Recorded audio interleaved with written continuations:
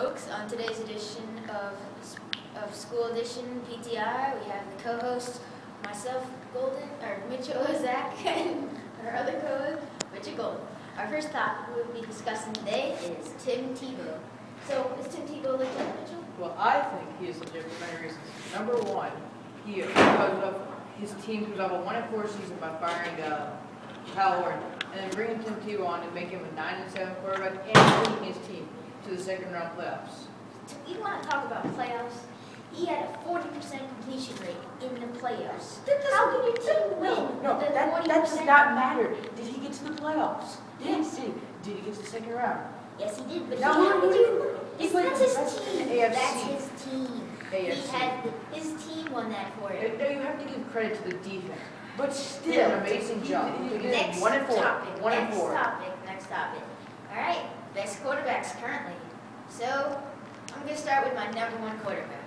You know, he's an MVP, right? You might think I'm gonna say Aaron Rodgers, but it's Drew Brees. Drew Brees is your #1 quarterback. At number 2, it's Tom Brady.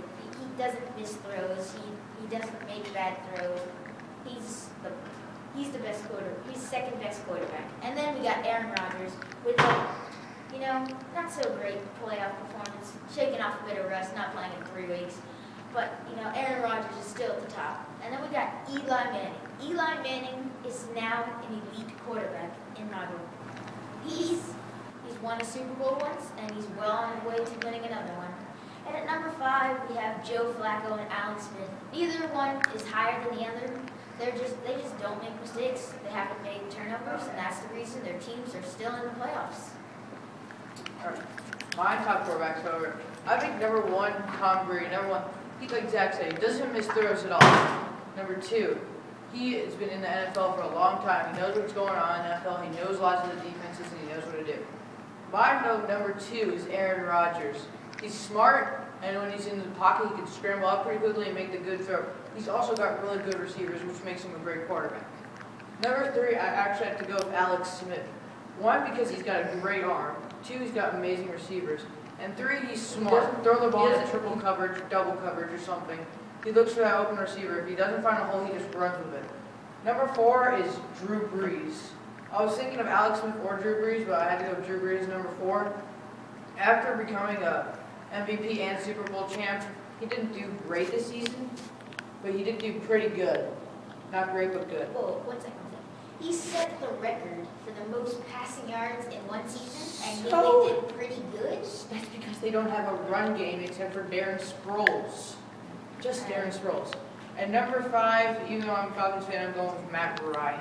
He's been in the league for about 4 years, and if he just can make his throws, he needs to get a better accuracy rating, and he needs to throw the ball a little bit harder. But those adjustments, he can become maybe the next Tom Brady or Aaron Rodgers, one of those two guys. All right, next hot topic in the NFL. We got helmet-to-helmet fines. I mean, my point of view, NFL has become a sissy league. I mean, oops, I hit somebody.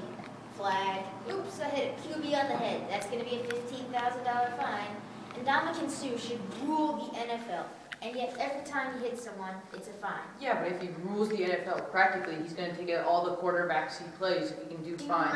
Him and Harrison. Joe Green. Yes, I mean, everybody remembers Mean Joe Green. Yep, that's what Ndamukong Suh is today. I mean, for all those hard-hitting people, I got something to say with you. Go play rugby.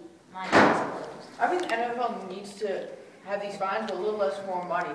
Number 1, I mean, it is football. People are going to get hurt. But still, you have to protect the football players. You can't have a bunch of big, massive 6'5", 6'6", huge linemen running up and just taking blind shots on the quarterback. I mean, it is pretty ridiculous. And helmet to helmet is pretty bad. I mean, who's been told to tackle with their head? I mean, when I play football, I know I wasn't told to tackle with my head. I was told to tackle with my arms, my legs, and all other parts of my body, but not my head. I mean, God. All right, and now we go to our next topic, the Chargers. Specifically, Norv Turner. All right, so I think the Chargers, they can't be a playoff team with Norv Turner. Number 1, ridiculous. You can't start. I mean, 4-1's an amazing start, but I mean, you can't end up going 8-8 or whatever record they had and not making it to the playoffs. I mean, Let's look here. You can't be a successful team, third or second round playoffs with Norv Turner. He's not a smart coach. He doesn't have a great coaching staff, which made him lose the NFL.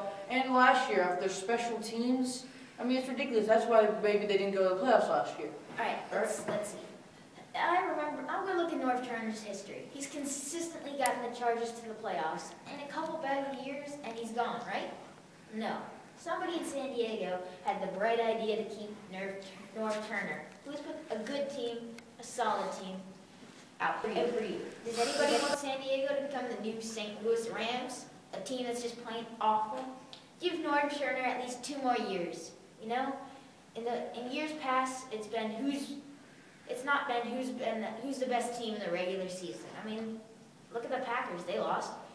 It's about getting to the big dance, the playoffs. The Chargers will explode once they get to the playoffs next year. It's waiting to happen. Expect the Chargers to do well next year with Norv Turner's job on the line. For our fourth topic and final topic of the day, we have Michael Vick. Michael Vick, you know, is he injured right now? Partially, yeah, but, you know, we've seen quarterbacks like Ben Roethlisberger do amazing injured. But why hasn't Michael Vick done amazing?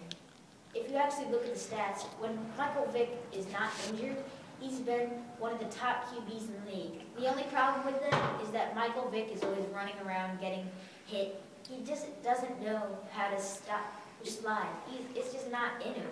He can't play without getting hurt. Michael Vick is a great QB when he's not injured, but he won't last long yet in the modern day NFL, even with the helmet-to-helmet rules. Michael Vick, to me, has not been a successful quarterback. I mean, number one, his throws are bullets. Number two, I mean, his throws are bullets, actually. But the problem is he doesn't have any accuracy whatsoever. I mean, he throws like Tebow with the thing back there, his arm all the way back there. And number two, he's not a smart guy if he's going to be running around getting hit by Ray Lewis and Brian Urlacher and all those monster linebackers. It's not smart if you're a quarterback. The only guy who I think can do that is Tim Tebow and Cam Newton because they're huge. Michael Vick is tall. He's not buff enough to be playing with Tebow and those guys, all right?